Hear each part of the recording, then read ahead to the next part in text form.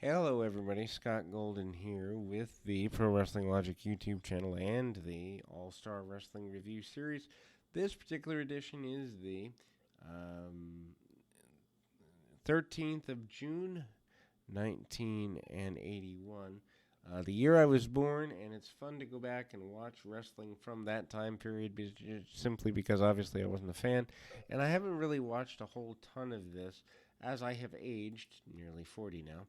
I have grown to appreciate 70s and 80s early 80s wrestling prior to the Rock and Wrestling Connection much more than I ever did.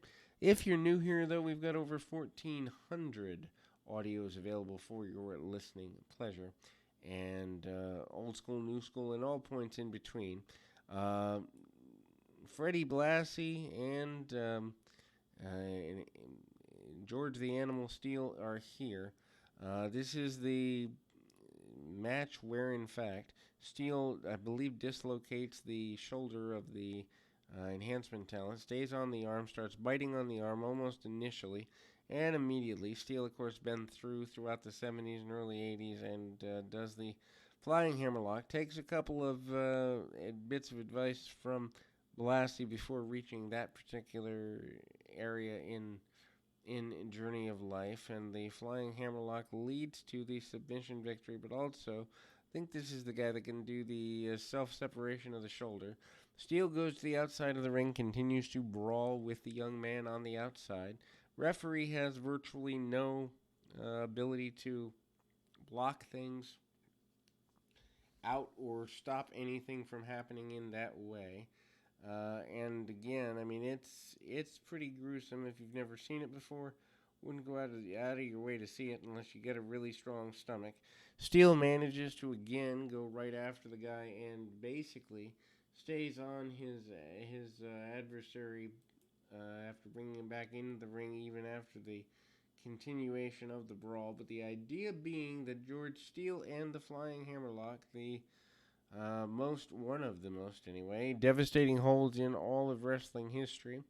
Then we go to another match that kind of gets a little out of control for the time period. Again, 1981, a pretty tame year, but even Vince McMahon encourages people to have a strong stomach. Pete Doherty, alongside a Danny O'Hannon, against Rick Martel and Tony Garea.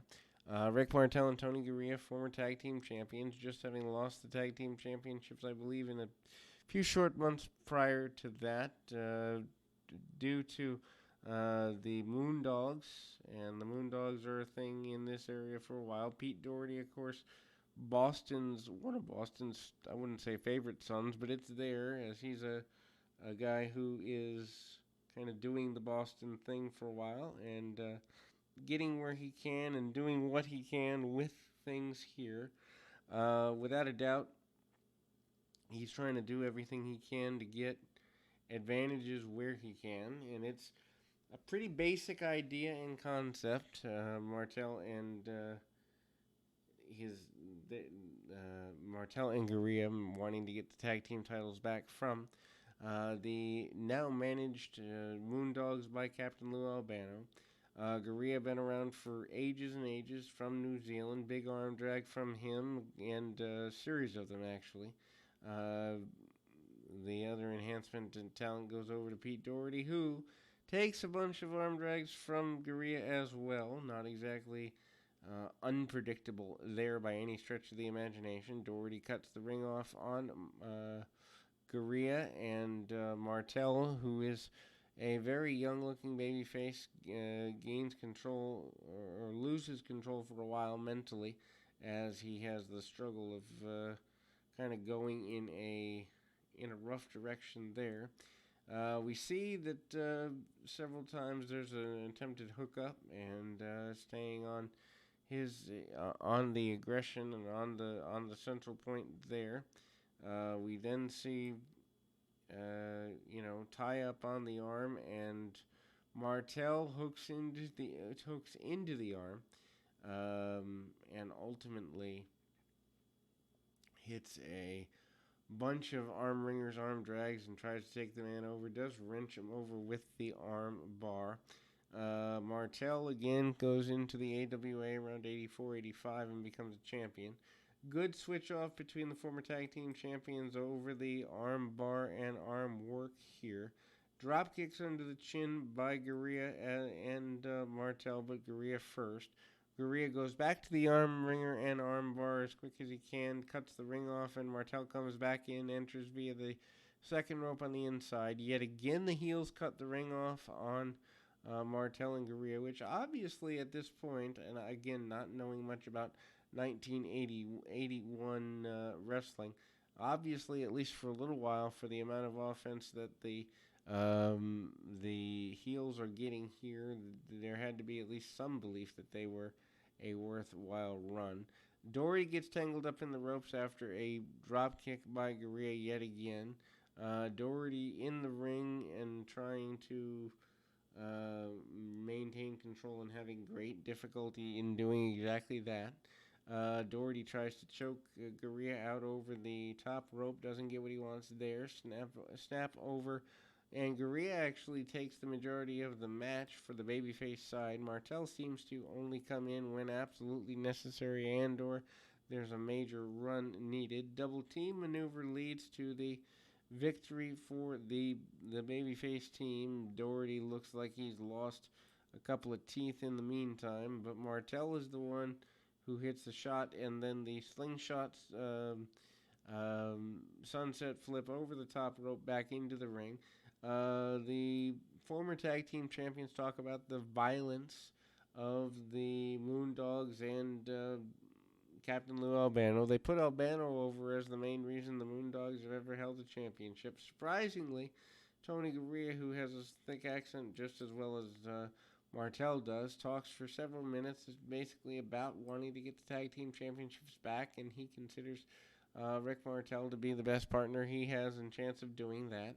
Then we see Don Morocco against Fred Marazzo, and Morocco, of course, managed by the Grand Wizard of Wrestling, Ernie Roth, who passes away in 1983. Wonder what he would have done had he not passed away. Just in terms of, from all intents and purposes, through the 70s, he was seen as one of the top three managers in the territory by Vince, the father. Some say senior, but anyway, Vince the first, I guess. Morocco battles down on his opponent and tries to get an advantage, back elbow, among other things. Morocco much more a striker than most people give him credit for at the time. Morocco with a couple of kicks along the way and manages to get a quick victory here. And Morocco goes to the top rope and gets the splash after a weakened tombstone piledriver. Andre the Giant cuts a promo that most people have seen for the time period, as Killer Khan had put him out with a broken ankle before. Andre the Giant in a suit jacket and on crutches out there, and Fred Blassie tries to incite the Giant to fight now. Giant says he's going to be back in 4 or 5 weeks, hyping his return to arenas, which no doubt is going to lead to financial remuneration for the Federation in every possible way. Blassie then manages to distract the Giant long enough for Killer Khan to come in and crack the Giant with the crutches, and obviously putting him on the shelf even further. The angle itself is pretty aggressive here.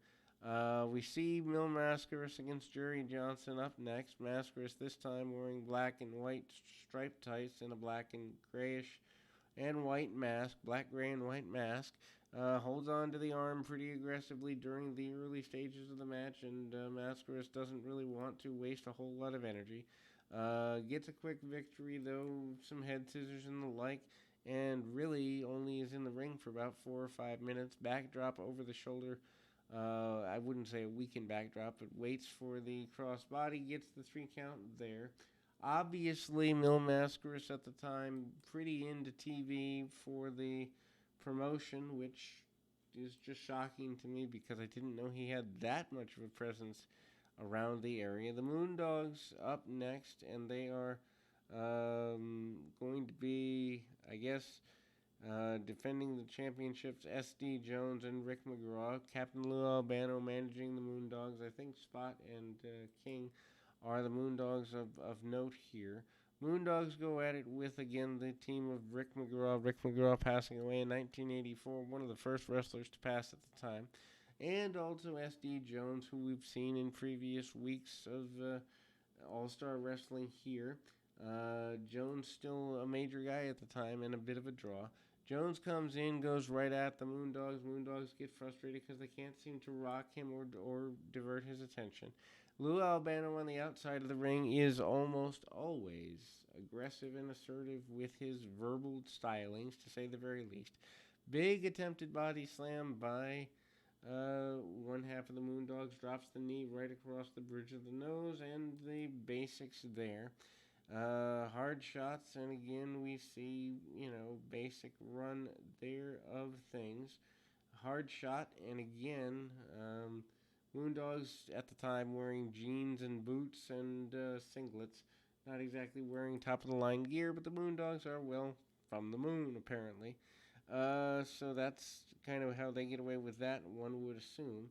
Anyway, cut off on the ring, and eventually the Moondogs get a cheating victory over McGraw and S.D. Jones. I was going to say Bruno, but in reality, Albano is cool with that. There's almost a Doomsday decapitation prelude as one of the Moondogs goes to the top rope and hits a knee drop across a prone opponent, being held by the other Moondogs. So that's the victory there. Again, we kind of get the tie up to the attack on Andre, among other things. Greg Valentine out here, and fans are actually cheering for him, so I don't necessarily think he's a babyface as much as there might have been some heel fans in Pennsylvania at the time, but you can hear the roar of the crowd before we had crowd sweeteners. Grand Wizard is the manager for Valentine. Valentine, of course, been in the Carolinas throughout. Valentine had done and continued to do major business for the Carolinas in the late 70s and early 80s, but comes back here for a little while. Actually, I think he's here for maybe a year, if that. Again, to give some matches to Backlund, and then goes back to Crockett and comes back to the WWF in 1984. Valentine with a quick takedown snaps the man over. More aggressive than we're used to seeing Greg Valentine. Certainly a guy who slowed down over the years, as Gorilla Monsoon was fond of telling people on commentary, that the Hammer took a while to get warmed up. Had the chance to see Greg on a few independent shows in the early 2000s, and that was also true then. Greg stays on the arm and stomps on the arm, gets as much of an advantage as he can, locks in the figure four that he was known for here to close out the show, and Greg Valentine still in control here in 1981. We'll be back with more right after this.